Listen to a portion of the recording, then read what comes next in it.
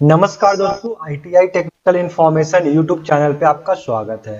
दोस्तों, fitter trade से संबंधित प्रश्नों को सॉल्व कर रहे थे। ये सारे प्रश्न जो है निम्मी के असाइनमेंट और निम्मी के क्वेश्चन बैंक से लिए गए हैं। तो चलिए शुरू करते हैं। और इससे पहले वाला वीडियो देखना चाहते हैं तो डिस्क्रिप्शन में लिंक है और प्लेलिस्ट बना हुआ है आईटीआई टेक्निकल इन्फॉर्मेशन पे। तो चलिए आज का what will happen if the spindle running out of centre while drilling.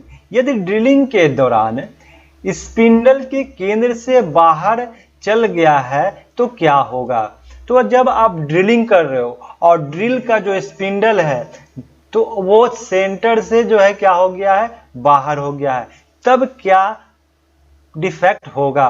क्या ड्रिल विल ब्रेक, क्या ड्रिल टूट जाएगा, ड्रिल ओवर हीटेड, क्या ड्रिल अधिक गर्म हो जाएगा, ड्रिल मेक रफ होल, क्या ड्रिल रफ होल बनाएगा, या drill over size hole are made, क्या अधिक आकार के छेद बन जाएंगे। तो जब दोस्तों होता क्या है कि जब आप ड्रिल कर रहे हो, आपका स्पिंडल आउट ऑफ सेंटर हो गया है तो वहां पे होगा कि ओवर साइज होल हो जाएगा, यानी कि अधिक आकार के छेद बन जाते हैं जब वो सेंटर से बाहर हो जाता है आपका स्पिंडल। तो ऑप्शन डी इसका करेक्ट होगा। चलिए अगले प्रश्न पे। अगला प्रश्न है कि what is the name of element marked as X in the thread. तो थ्रेड में यहाँ पे एक्स के रूप में मार्क किया गया है तो इसे कहा क्या जाता है। तो सबसे पहले हम लोग जानेंगे इसके विभिन्न एलिमेंट। तो सबसे पहले जानेंगे इसके क्रेस्ट। तो क्रेस्ट जो होता है वो टॉप ऊपर वाले के जो थ्रेड का जो होता है उसको क्रेस्ट कहते हैं। और जब बात की जाए रूट एक होता है, इसे क्रेस्ट के रूप में कहा जाना जाता है। और नीचे वाला जो भाग होता है यहाँ पे ये इसको रूट के रूप में जानते हैं।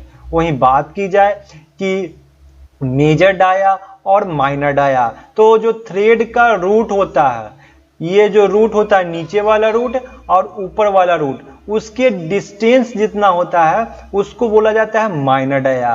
और ऊपर का क्रेस्ट और नीचे का क्रेस्ट जो होता है उसके जो डिस्टेंस होता है उसे बोला जाता है मेजर डाया। अब आइए जानते हैं पिच डाया क्या होता है। तो जो काल्पनिक रेखा होता है वो रूट और क्रेस्ट के बीच के ऊपर वाले और नीचे वाले के ये जो रेखा है जो क्या है वो क्रेस्ट और रूट के बीच का काल्पनिक रेखा है। उसके बीच की जो रेखा होती है उसके डिस्टेंस को बोला जाता है पिच डाया। अब एक पूछा जाता है एंगल ऑफ थ्रेड। तो होता क्या है कि जो ये एंगल होता है वो उसी को एंगल ऑफ थ्रेड कहते हैं।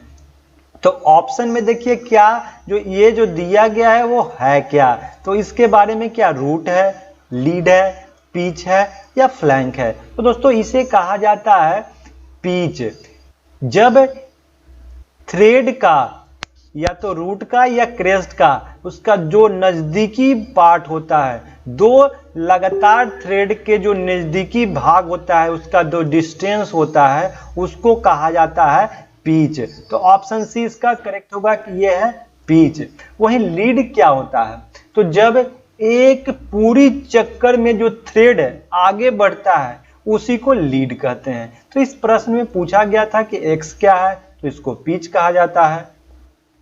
चलिए अगले। What A represent in grinding wheel specification 32A 46H 8V। एक ग्राइंडिंग व्हील जिसका विनिर्देश 32A 46H 8V है उसमें एक क्या दर्शाता है। बहुत ही महत्वपूर्ण प्रश्न है दोस्तों, ये बार बार एग्जाम में पूछा जाता है। इस तरह का कुछ स्पेसिफिकेशन दिया जाता है और उसके बाद पूछ दिया जाता है कि इसमें ए क्या है, एच क्या है, भी क्या है। तो आइए जानते हैं कि ए है क्या। तो दोस्तों इस वाले भाग को ए जो है इसको बोला जाता है टाइप ऑफ एब्रेसिव। तो ऑप्शन डी जो है वो करेक्ट होगा, ये है टाइप ऑफ एब्रेसिव। वहीं एच जो है वो क्या होता है। तो एच जो होता है वो ग्रेड होता है। ये एच जो है वो ग्रेड होता है और वी जो होता है वो टाइप ऑफ बॉन्ड को इंडिकेट करता है। तो इसमें पूछा गया था ए क्या है। तो ए जो है वो आपका टाइप ऑफ एब्रेसिव है। What is to be done after dressing the grinding wheel to run concentric? Concentric चलने के लिए नए ग्राइंडिंग व्हील को लगाने के बाद क्या करना चाहिए? तो क्या है कि जो ग्राइंडिंग व्हील है वो बिल्कुल सेंटर में चले, कॉन्सेंट्रिक चले। तो इसके लिए करना क्या होता है? जब आप नया ग्राइंडिंग में लगाते हैं तो क्या टूरिंग करेंगे, ग्लेजिंग करेंगे, लोडिंग करेंगे या ड्रेसिंग करेंगे? तो जब आपको नया ग्राइंडिंग व्हील है और उसको कॉन्सेंट्रिक करना है तो उसके लिए आपको ट्रूइंग करने हैं। तो ट्रूइंग करने से होता है कि आपका जो ग्राइंडिंग व्हील है वो एक ग्राइंडिंग व्हील और दूसरे ग्राइंडिंग व्हील के एक्सिस जो है वो दोनों को सेंटर में मिलाने के लिए ट्रूइंग, यानी कि दोनों को एक्सिस बिल्कुल सही हो, इसके लिए ट्रूइंग ऑपरेशन किया जाता है। तो ऑप्शन ए इसका करेक्ट होगा, ट्रूइंग। वही बात की जाए ग्लेजिंग, लोडिंग और ड्रेसिंग। तो ग्लेजिंग क्या होता है कि जब ग्राइंडिंग व्हील का जो कटिंग एज होते हैं वो ब्लंट हो जाते हैं और वहां पे जो कटिंग एज है वो शार्प हो जाते हैं, मतलब कि चमकने लगते हैं, शाइनिंग करने लगते हैं, तो वहां उसको ग्लेजिंग कहते हैं। और लोडिंग क्या होता है? ग्राइंडिंग व्हील के कटिंग एज में जो मेटल चिप्स फंस जाते हैं तो उसको लोडिंग कहते हैं। और ग्लेजिंग और लोडिंग को रिमूव करने के लिए जो ऑपरेशन किया जाता है उसे ड्रेसिंग कहते हैं। इसके माध्यम से जो ग्राइंडिंग व्हील के कटिंग एज है उसको शार्प करते हैं, न्यू कटिंग एज बनाते हैं, तो ये ड्रेसिंग कहलाता है। तो काफी महत्वपूर्ण प्रश्न है और ये चारों ऑप्शन काफी इंपॉर्टेंट है क्योंकि चारों ऑप्शन से क्वेश्चन आपके एग्जाम में पूछे जाते हैं। तो चलिए अगले प्रश्न पे। What is the product obtained from blast furnace? Blast furnace से कौन सा उत्पाद प्राप्त होता है? तो ब्लास्ट फर्नेस से क्या pig iron, cast iron, wrought iron, malleable iron? तो पिग आयरन जो प्राप्त होता है वो ब्लास्ट फर्नेस से होता है। तो ऑप्शन ए इसका करेक्ट होगा। वहीं बात की जाए कास्ट आयरन, तो कास्ट आयरन के लिए क्यूपोला फर्नेस। बात की जाए रॉट आयरन, तो रॉट आयरन जो प्राप्त होता है वो पुडलिंग फर्नेस से प्राप्त होता है। और सबसे प्योर आयरन जो होता है वो रॉट आयरन होता है और सबसे इम्प्योर यानी कि अशुद्ध लोहा होता है उसको पिग आयरन कहा जाता है। चलिए अगले प्रश्न पे। Which metal is used to manufacture magnet, ball bearing and cutting tool?